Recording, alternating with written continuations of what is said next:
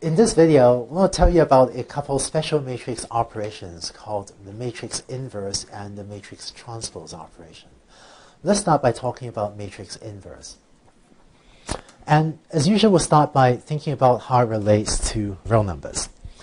In the last video, I said that the number 1 plays the role of sort of the identity, right, in the space of real numbers because 1 times anything is equal to itself.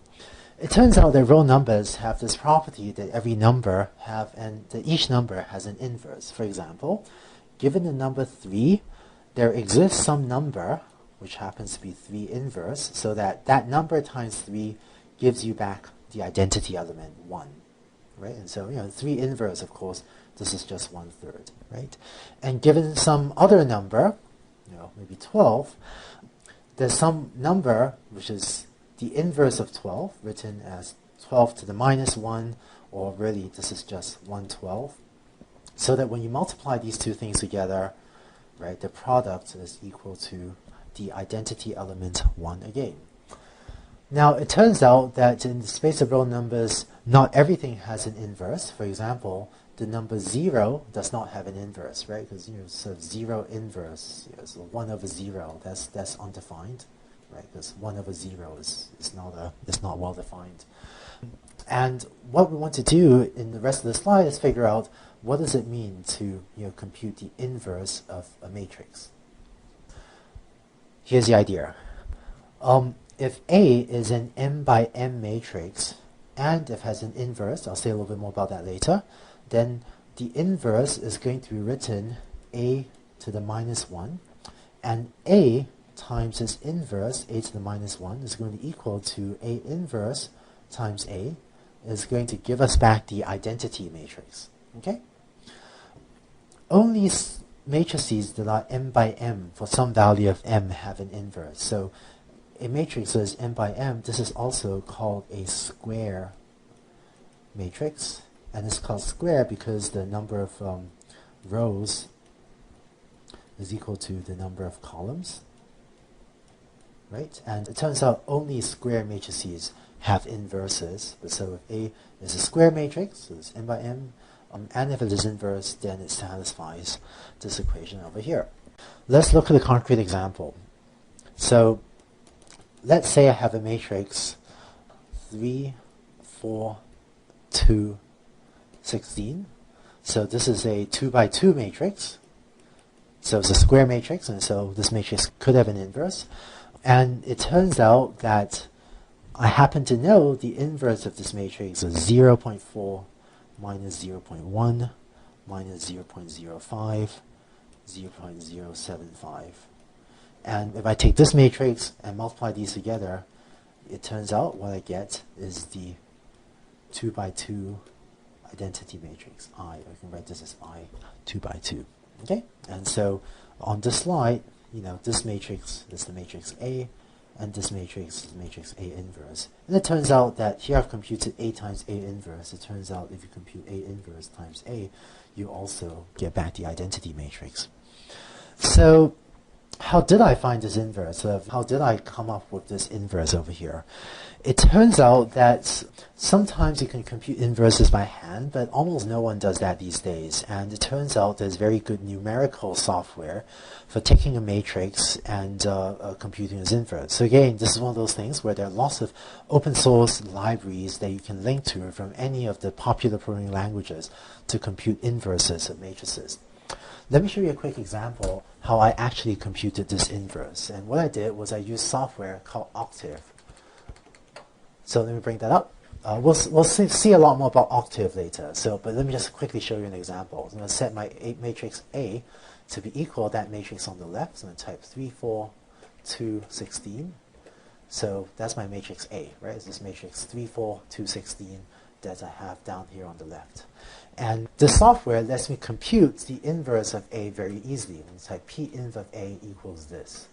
And so this is, right, this matrix here, 0.4 minus 0.1, and so on. This is giving me a numerical solution to what is the inverse of A. So actually, let me just write inverse of A equals P inv of A. So I've set inverse of A over that. I can now just verify that A times A inverse the identities. And type A times inverse of A, and the result of that is this matrix. And this is 1, 1 on the diagonal, and essentially what, 10 to the minus 17, 10 to the minus 16. So up to numerical precision, up to a little bit of round-off error that my computer had in multiplying these two matrices.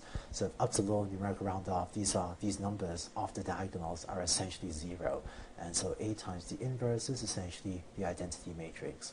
And I can also verify inverse of A times A is also equal to the identity with one set of diagonals and values that are essentially 0 except for a little bit of round-off error on the off diagonals.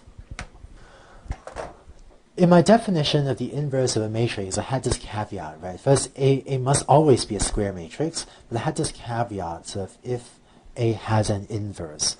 Exactly what matrices have an inverse is beyond the scope of this linear algebra review, but one intuition you might take away is that just as the number 0 doesn't have an inverse, it turns out that if A is, say, the matrix of all zeros, then this matrix A also does not have an inverse because there's no matrix, or there's no A inverse matrix, so that this matrix times some other matrix would give you the identity matrix if this is a matrix of all zeros. And there are a few other matrices with properties similar to this that also don't have an inverse. But it turns out that in this review, I don't want to go too deeply into what it means for a matrix to have an inverse, but it turns out that for our machine learning applications, this shouldn't be an issue. Or more precisely, for the learning algorithms where this may be an issue, namely whether or not an inverse appears, I'll tell you when we get to those learning algorithms just what it means for an algorithm to have or not have an inverse and how to fix it in case we end up working with matrices that don't have inverses. But the intuition, if you want, is that you can think of matrices as not having an inverse if it's somehow too close to 0 in some sense. And to give just to wrap up the terminology, matrix that don't have an inverse are sometimes called a singular matrix or degenerate matrix. And so, this matrix over here is an example. The 0, 0, 0 matrix is an example of a matrix that's singular or a matrix that's degenerate.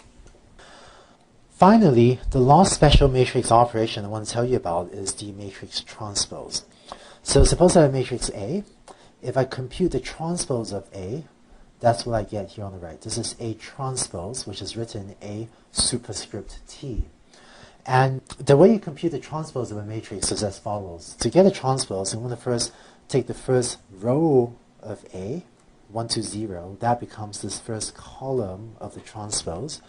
And then I'm going to take the second row of A, 3, 5, 9, and that becomes the second column of the matrix A transpose. And another way of thinking about how to compute the transpose is as if you're taking this sort of 45-degree, axis and you're mirroring or you're flipping the matrix along that 45-degree axis. Okay? So here's the more formal definition of a matrix transpose. Let's say A is an M by N matrix, and let's let B equal A transpose. So let me say B equals A transpose like so. Then B is going to be an N by M matrix with the dimensions reversed. So here we had a 2 by 3 matrix, and so the transpose becomes a 3 by 2 matrix. And moreover, Bij is equal to Aj. So the Ij element of this matrix B is going to be the Ji element of that earlier matrix A. So for example, B12 is going to be equal to, look in this matrix B, B12 is going to be equal to this element 3, right? First row, second column. And that's equal to this, which is A21, second row, first column, right? And, which is equal to 2. And as another example, B32, right? That's B32 is this element 9. And that's equal to A23, which is this element up here, 9. And so that wraps up the definition of what it means to take the transpose of a matrix. And in fact, that concludes our linear algebra review. So by now, hopefully you know how to add and subtract matrices as well as multiply them, and you also know how what are the definitions of the inverses and transposes of a matrix. And these are the main operations you need in linear algebra for this course. In case this is the first time you're seeing this material, I know this was a lot of linear algebra material, all presented very quickly, and this is a lot to absorb. But but there's no need to memorize all the definitions we just went through.